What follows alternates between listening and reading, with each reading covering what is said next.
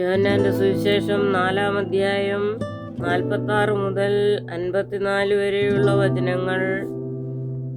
അവൻ പിന്നെയും താൻ വെള്ളം വീഞ്ഞാക്കിയ ഗലീലയിലെ കാനാവിൽ വന്നു. അന്ന് മകൻ രോഗിയായിരുന്ന ഒരു രാജഭൃത്യൻ കഫർന്നഹൂമിൽ ഉണ്ടായിരുന്നു.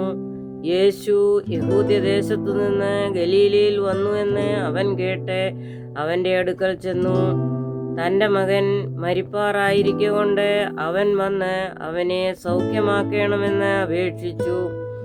യേശു അവനോട്, നിങ്ങൾ അടയാളങ്ങളും അത്ഭുതങ്ങളും കണ്ടിട്ടല്ലാതെ വിശ്വസിക്കയില്ല എന്ന് പറഞ്ഞു.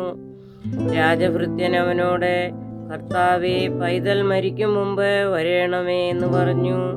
യേശു അവനോട്, പൊയ്ക്കൊള്ളുക, നിന്റെ മകൻ ജീവിച്ചിരിക്കുന്നു എന്ന് പറഞ്ഞു. യേശു പറഞ്ഞ വാക്ക് വിശ്വസിച്ച് ആ മനുഷ്യൻ പോയി.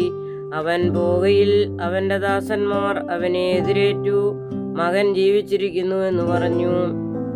അവന് ഭേദം വന്ന നാഴിക അവരോട് ചോദിച്ചതിന് അവർ അവനോട്, ഇന്നലെ 7 മണിക്കു പനി വിട്ടുമാറി എന്ന് പറഞ്ഞു. ആകയാൽ നിന്റെ മകൻ ജീവിച്ചിരിക്കുന്നു എന്ന് യേശു പറഞ്ഞ ആ നാഴികയിൽ തന്നെ എന്ന് അപ്പൻ ഗ്രഹിച്ചു. താനും കുടുംബമൊക്കെയും വിശ്വസിച്ചു.